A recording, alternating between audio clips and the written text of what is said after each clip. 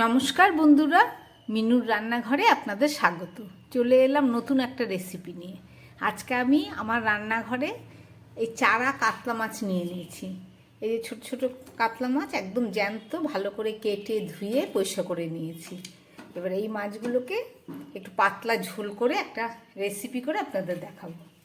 তার জন্য মাছ নিয়ে নিয়েছি আর সঙ্গে কিছুটা সবজি কেটে নিয়েছি। এই যে সবজির মধ্যে আছে সজনে ডাঁটা, আলু আর পটল, এই সব দিয়ে একটা ঝোল করব রাঁধুনি মেথি ফোড়ন দিয়ে।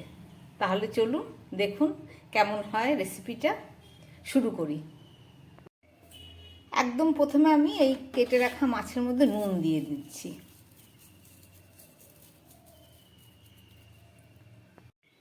আর দিয়ে নিচ্ছি হলুদ। জ্যান্ত টাটকা মাছ তো, এগুলোতে ভালো করে নুন হলুদ না মাখালে মাছের ভেতরে নুন ভালো ঢুকবে না। ভালো করে মেখে আমি 3-4 মিনিট বা 5 মিনিট রেখে দিচ্ছি। খুব ভালো করে মাখানো হয়ে গেল মাছগুলোতে। এবার চলুন রান্নাটা শুরু করব।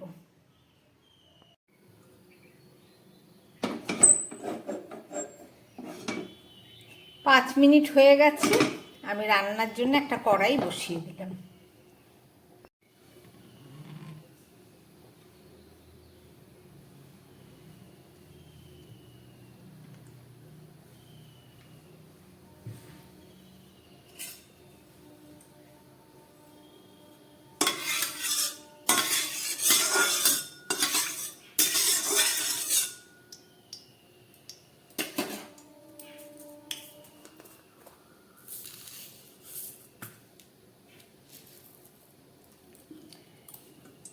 এই তেলের মধ্যে আমি 1 চামচ মতো মেথি দিয়ে দিচ্ছি,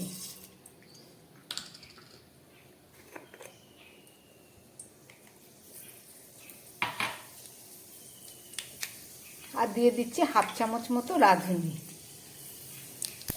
মেথি আর রাঁধুনি, আর দিয়ে দিলাম 2টো কাঁচা লঙ্কা।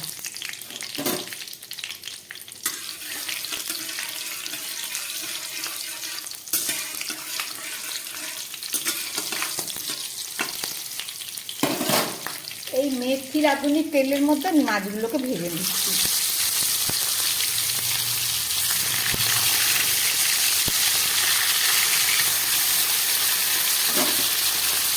কাঁচা লঙ্কাগুলোকে তুলে ফেলছি।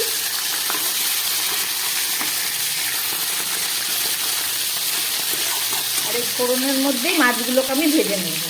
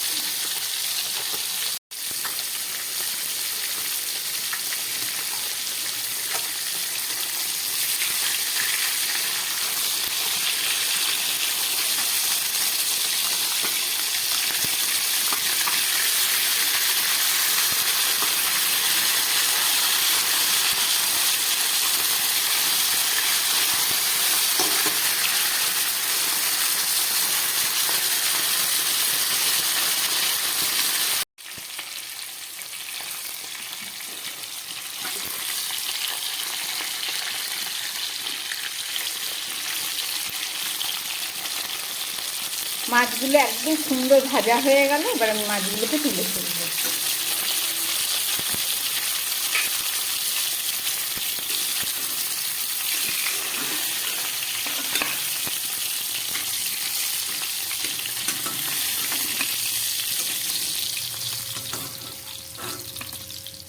এই যে কড়ার মধ্যে মেথিগুলো রয়েছে, যারা মেথি পছন্দ করেন না অথচ গন্ধটা ভালো লাগে, তারা এই মেথিগুলোকে খুন্তির সাহায্যে তুলে ফেলবেন।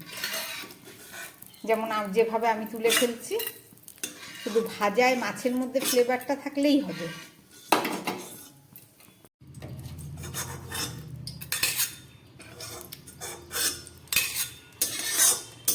তেলটা আমি একদম পরিষ্কার করে ফেললাম। এই তেলের মধ্যে আমি 2টো উচ্ছে ভেজে নিচ্ছি।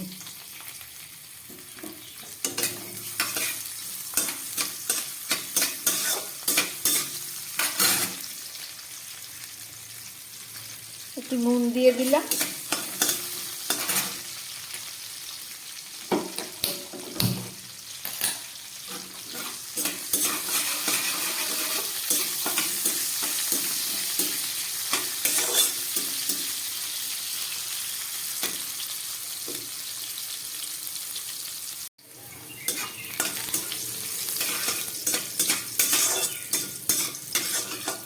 উচ্ছেগুলো ভাজা হয়ে যাচ্ছে, আমি তুলে ফেলছি।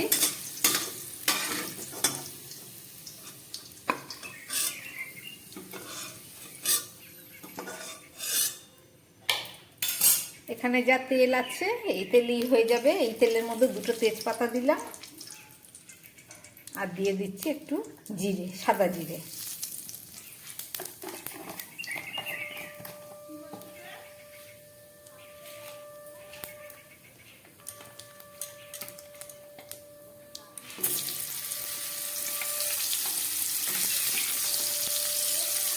পটল আর আলুগুলোকে একটু ভেজে নিচ্ছি।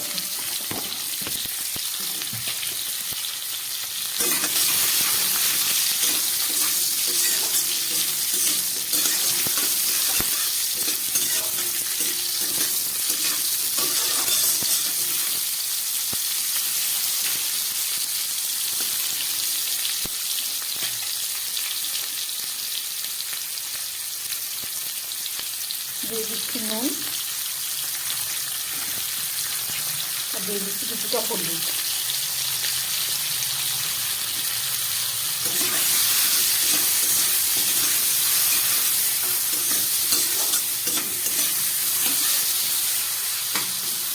খুব ভালো করে আমি একটু ভেজে নিচ্ছি।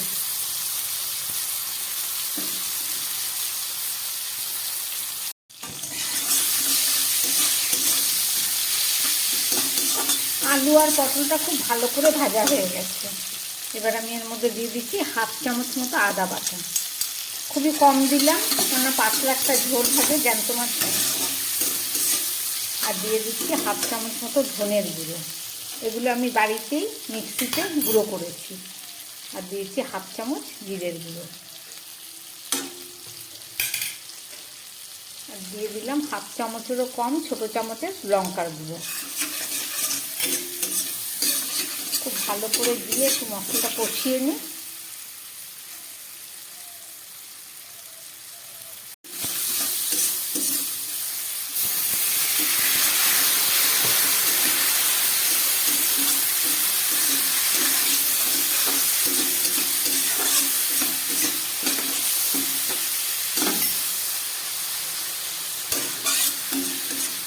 আলু পটলটা খুব ভালো করে কষিয়ে নিলাম। এবারে কেটে রাখা সজনে ডাঁটাটা এর মধ্যে আমি দিয়ে দিচ্ছি। সজনে ডাঁটা দিয়ে বেশি ভাজবো না, তাহলে ডাঁটার যে মিষ্টি স্বাদটা সেটা পাওয়া যায় না। সামান্য একটু নেড়ে চেড়ে জল দিয়ে দেবো।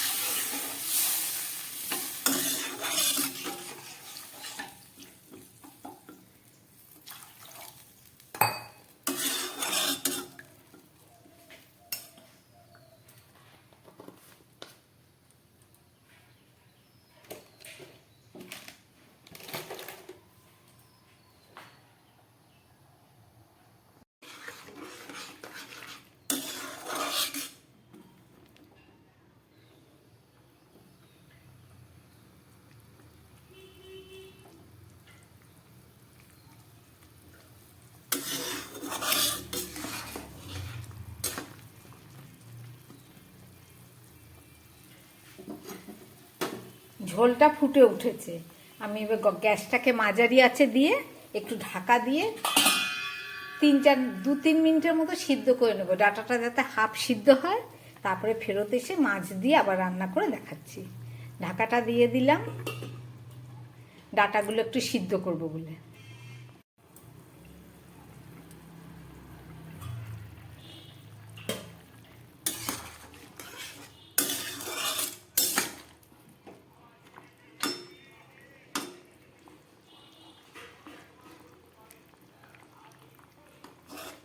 আলু পটলটা হাফের বেশি সিদ্ধ হয়ে গেছে। এবার আমি এর মধ্যে ভেজে রাখা মাছগুলো দিয়ে দিচ্ছি। রাঁধুনি আর মেথির মধ্যে মাছগুলো ভেজেছি, কিন্তু মাছের গায়ে কোনো মেথি নেই, কারণ আমাদের বাড়িতে মেথি মুখে পড়লে পছন্দ করে না, কিন্তু খেতে খুব স্বাদ হয় এই ধরনের তরকারি।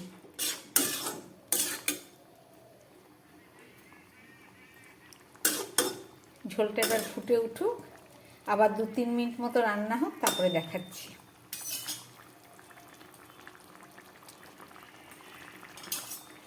একদম পাতলা ঝোল, কম মশলা দিয়ে গরমে।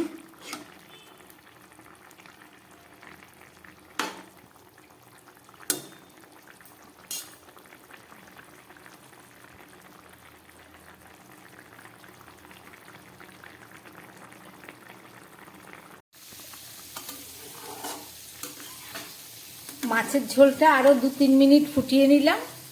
একদম সিদ্ধ হয়ে গেছে। আলু ঠালু দেখুন, ডাঁটা আলু সব নরম হয়ে গেছে।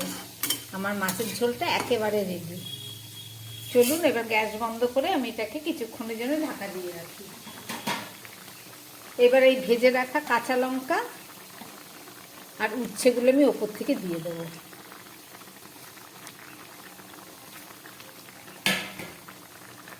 গ্যাসটা অফ করে দিচ্ছি। রান্না আমার রেডি হয়ে গেছে। একটা ঢাকা দিয়ে দিলাম। রান্না করলাম ডাঁটা আলু পটল দিয়ে গরমের একটা পাতলা ঝোল, সঙ্গে আছে উচ্ছে। রেসিপিটা আপনারা দেখলেন, আশা করি আপনাদের ভালো লেগেছে।